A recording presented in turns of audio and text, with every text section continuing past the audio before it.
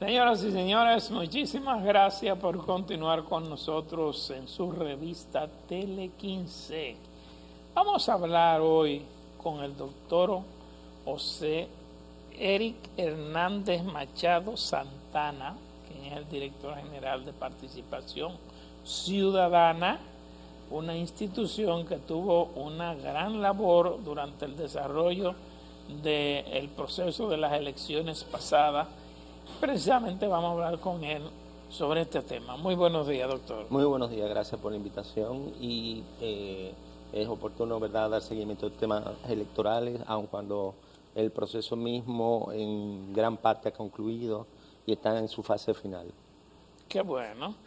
Estuvimos viendo algunos de los informes de ustedes con respecto al tema si mal no recuerdo, señalaba que un 16% de los partidos o compró votos, algo así, Sí. que se registraron algunas anomalías. En fin, ¿cuáles fueron las principales que se registraron? Sí, de entrada debo de aclarar que los valores expresados por Participación Ciudadana es una muestra, no es el universo de los electores. Razón por la cual, y el motivo esencial, es que tenemos 1.600 observadores a nivel nacional, lo que equivale prácticamente a observadores fijos y a observadores itinerantes que van caminando de un colegio a otro. Por lo tanto, la información levantada es una pequeña muestra del comportamiento de los partidos políticos. En efecto, se mantuvieron actitudes como compra de votos, proselitismo y el tema de la identificación y motivación del voto hacia determinados candidatos, pero manifestados especialmente en el segmento de los diputados. En ese orden de ideas, el proselitismo, vimos un comportamiento de la policía electoral que hasta cierto punto era que lo dispersaba, pero volvía. Entonces, se nos reportó también un comportamiento nuevo en las elecciones, que eran proselitismos móviles en motores. ¿Cómo así? En vez de tener una carpa, Ajá. había un motor que estaba dando vuelta con la cara del candidato, no decía el nombre, pero sí tenía el color del partido y la cara del candidato. Ok. Entonces, son situaciones interesantes que es bueno tener en cuenta cómo se reaccionó a la regulación del no proselitismo durante el proceso de elecciones. ¿Y cómo evalúan ustedes entonces, a partir de esas ponderaciones y esas informaciones que levantaron, el papel de esa policía militar electoral que desató tanta queja de los partidos opositores? ¿Hizo su trabajo? ¿Mantuvo a raya? ¿Cuál fue el desempeño en este proceso pasado? Bueno, debo de recordar que la queja era específicamente por el director y el origen del nombramiento. Sin embargo, es notorio que no hubo actos de violencia, lo que quiere decir que hasta cierto punto uno de los roles de la policía electoral se cumplió a cabalidad. De que no se aprendieron personas con temas de infracciones electorales, ya eso es la Procuraduría General Adjunta Electoral que tiene que dar respuesta a ello, y me parece que está preparando su informe y ellos dirán si tienen procesos penales o no abiertos con respecto de los comportamientos de proselitismo prohibidos expresamente en la ley electoral. Pero en conclusión, entendemos que la buena organización y sobre todo la división de la policía electoral en 3 tipos de policía electoral ayudó bastante al proceso, porque antes era apenas una unidad que estaba atento a todo, ¿no? Aquí tenemos los que estaban dentro del recinto, alrededor del recinto y en un radio considerable del recinto para evitar el proselitismo. Doctor, hace un momento yo comentaba que poco a poco los dominicanos o van perdiendo la fe en el sistema democrático que tenemos, o van perdiendo la fe en los partidos políticos, o van perdiendo la fe en el liderazgo nacional político. Y señalaba que faltando el 0.31% de cotejo, de conteo, el presidente que ganó las elecciones con un 57%, eso equivalió a un 30% del total de los votantes que debieron haber votado, lo que indica que seguimos teniendo gobiernos de minoría, cuando debía ser todo lo contrario. ¿Qué está pasando? La gente no está creyendo en lo político, no está creyendo en los partidos o no está creyendo en el sistema. Tenemos que fortalecer el sistema. En participación ciudadana durante la tarde y antes de concluir el proceso, o sea, tipo 3 de la tarde, veíamos con preocupación como todavía en las redes sociales salían constantemente anuncios de candidatos. También veíamos que comenzaban a llegar encuestas de resultados vía redes sociales. ¿A boca de urna? No sé, pero circularon encuestas, que la Junta tuvo que emitir un comunicado. Exacto, circularon encuestas faltando 2 horas para cerrar las votaciones. Sí. Entonces, son elementos que van desincentivando al votante poco a poco. Todo está decidido, para qué voy a votar. Incluso yo mismo usé la expresión y la preocupación de la persona que está haciendo la fila y le llega una información de este tipo. Entonces, al final del camino lo que tenemos que hacer es reflexionar sobre fortalecer el sistema de votación y realmente ese día de votación respetarlo al 100%, independientemente de que, como usted dice, hay que reforzar la motivación al voto. Pero eso tiene un ingrediente, doctor. Dígame. Yo diría que el ingrediente que tiene es el fundamental. La gente, al parecer, está percibiendo que los gobiernos, los distintos gobiernos que estamos teniendo, en base al sistema de partido político que tenemos, primero, yo no me siento motivado porque no me da seguridad, porque no me da una salud buena, no me da seguridad, tengo que poner vigilante, no me da salud, tengo que ir a la clínica, no me da educación pública buena, tengo que ir al colegio, no me da transporte, tengo que buscar un carro o buscar algún sistema para llegar. O sea, me están cobrando impuestos todo el tiempo, pero no me están dando nada. Y es lo mismo cada 4 años. O sea, yo pienso que eso es razón más que fundamental para que la gente se disguste y no vaya a votar por nadie. Son indudablemente, como usted dice, razones de índole económico en lo personal, pero el sistema de partido político, en la última modificación constitucional, es un núcleo duro de la Constitución. O sea, pensar en una modificación del sistema de partidos conlleva una modificación importante de la Constitución. Tanto es así, no sé si ustedes habrán visto que la sucesión presidencial está basada en el sistema de partidos. Lo que sí Participación Ciudadana trata, en la medida de lo posible, es que estos procesos electorales, trata en su observación que estos procesos electorales acontezcan de la manera más pacífica posible y motiva al voto. Eso es el elemento esencial que yo entiendo que falta. Más que ofrecer, es atraer. Nosotros tuvimos una plataforma llamada Atento con tu voto, que era esencialmente para motivar al voto, y así lo hicieron unas cuantas instituciones, quizás un poco tardías, pero debe de instituirse una cultura de la importancia de la votación. Dentro del informe que ustedes rindieron, imagino que tomaron en cuenta el pasado proceso de las municipales sí, y este proceso anterior de las presidenciales y congresuales. Una de las quejas que hacían los partidos políticos era la de la participación del presidente de la República. Sí. cuando hay una eliminación del voto de arrastre. Y en las municipales, indirectamente, se produjo un voto de arrastre, con la figura del jefe de Estado, visitando distintas provincias y acompañando a candidatos.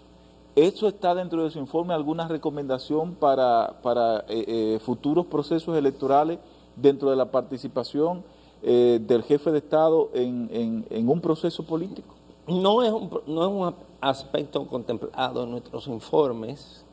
La ley electoral esencialmente no lo prohíbe. Pienso que eso cae más dentro de un tema ético de los candidatos. Pero participación ciudadana, en su observación, no era su objetivo esencial el tema del comportamiento de los candidatos, sino la realización misma del proceso electoral. ¿Y la lectura entonces que le da participación ciudadana como entidad a la Junta Central Electoral dentro de la organización del proceso? Ha sido de las elecciones más organizadas, de las elecciones donde ha habido más previsiones para que las mismas se ejecutaran de una manera correcta. Entendemos que ha fortalecido el aspecto institucional, ha respetado las sentencias del Tribunal Electoral, aun cuando las motivaciones, no sé si vieron motivaciones de la sentencia, donde el tribunal señalaba a la Junta Central Electoral que había incumplido con obligaciones que están previstas en la ley electoral, y aún así, sin ningún tipo de reserva, aceptaban la sentencia y procuraban la ejecución de la misma. Ha habido realmente respeto mutuo y sinergia positiva para que el proceso electoral culminara como culminó, institucionalmente hablando, más fortalecido que los anteriores. Doctor, ¿desde qué año están ustedes funcionando? Desde el año 1996 y observando unos 10 procesos electorales. Desde 1996, en el 1996 la abstención fue de un 23.15%. En estas recientes elecciones municipales, la abstención fue de un 53%. Eso indica que desde 1996 a la fecha, la República Dominicana, los votantes dominicanos han disminuido, a pesar del crecimiento electoral, en un 30%. O sea, 30% más de abstención desde 1996 a la fecha. Lo que indica que no ha valido de nada ni los llamados de los partidos, ni los llamados de los líderes, ni los llamados de ustedes como participación ciudadana, porque ha sido todo lo contrario. Imagínense, un 30% más del 96 a la fecha. Bueno, imagínense una población de 2 millones de habitantes contra 10 millones, casi 11. Imagínense la movilidad que hay ahora de personas versus la movilidad de 1996, no estamos en las mismas circunstancias. De hecho... No, pero no es la circunstancia que estamos discutiendo, es que sí, cada día, independientemente de la existencia de ustedes y de los partidos y de los líderes, la gente va creyendo menos. Eso es un 30% es demasiado. Es un juicio de valor sobre la abstención que es digno de estudiarse y de buscar una solución. Eso es sociología pura, de qué factores están incidiendo con el tema de la abstención, pero no creo que sea tan simple en comparar un año con otro año, sino que hay que ver muchos factores que puedan influir en el mismo. ¿Han hecho falta, por ejemplo, ha incidido en esta abstención el tema de propuestas, por ejemplo, de los partidos para conectar con la gente? ¿Qué es lo que ha pasado? No es objeto de participación ciudadana estudiar el tema de la abstención propiamente dicho. Nosotros, el propósito esencial es la observación electoral. Sería interesante incluirlo como punto de estudio sociológico a futuro, pero como ente social que somos, entendemos que hemos cumplido con nuestra misión de enviar el mensaje que el voto es importante y que cada institución que esté ligado a estos procesos electorales haga lo propio en su momento. Participación ha tenido en varias ocasiones he visto que voceros de Participación se han referido al tema corrupción. Sí. Y ha tenido una posición de crítica, de señalamientos de casos, tanto de gestiones anteriores, hace unos días de esto. En esos casos hay un seguimiento por parte de la Procuraduría General de la República dando respuesta a lo que ustedes han señalado. Y nosotros nos hemos manifestado, y de hecho la Comisión de Justicia le da seguimiento a todos los procesos que están formalizados en los tribunales y los que están en fase de investigación de manera formal. Pero no es que la Procuraduría lo tenga como política el hecho de que nosotros nos hayamos pronunciado o no. La labor que realiza la Comisión de Justicia es una labor de seguimiento y, ¿por qué no? Ya que me puso el tema, es de alta preocupación a lo interno de Participación Ciudadana, la duración máxima de los procesos, y viendo que muchos de los casos se han prolongado demasiado, es un tema que, pasadas las elecciones, vamos a retomar y vamos a analizar y pronunciarnos sobre los procesos penales aperturados y la duración de cada uno de ellos. Pero doctor, de la gestión pasada han sido sometidos numerosos casos que todavía están en los tribunales. Así es. Ninguno ha sido fallado ni condenado. Así es. Pero de la actual gestión, el mismo presidente ha tenido que destituir personas por estar involucrado en acciones de supuesta corrupción o irregularidades. Sin embargo, esos no han sido sometidos a la justicia. ¿Qué ustedes pueden decir sobre esos casos, sobre ese seguimiento que ustedes le han dado? Ha habido destituciones, ya el tema si hay apertura de proceso penal o no. Pero no lo han dado a conocer públicamente. Han dado a conocer públicamente la destitución, pero no han dado a conocer los sometimientos. Corresponde al Ministerio Público decidir si somete o no. Me parece que el caso 13 sí tiene sentencia. El único. Sí tiene sentencia. Y está apelada. Bueno, es parte del derecho que tienen las partes. Sí, pero ¿y los otros casos? No lo han dado a conocer. O sea, el presidente me quita del puesto porque recibió denuncias de corrupción y de irregularidades, pero de ahí no ha pasado. Es la labor que hace Participación Ciudadana, hará una revisión y una denuncia de cada una de esas destituciones o irregularidades. No hemos pronunciado realmente de situaciones de casos que están en fase de investigación e incluso casos que están en fase de fondo, pero nuestra labor esencial es indicar la preocupación de la institución sobre el seguimiento de los casos y específicamente a esta altura la duración excesiva que han tenido algunos. ¿Y a cuáles casos ustedes le están dando seguimiento? A todos. ¿Y de los actuales? A todos. A todos. Digo, de la gestión pasada y de los actuales. Hay un listado de casos en el que nosotros vamos levantando la información cuando inició, cuando concluyó, en qué fase está. Pero en definitiva eso es un informe pendiente de la Comisión de Justicia que se está elaborando en este momento. ¿Y hay, por ejemplo, alguna posición de parte, como entidad, de parte de Participación, por ejemplo, con esto de la mora judicial? Institucionalmente hablando, lo difícil que es obtener una sentencia en este país.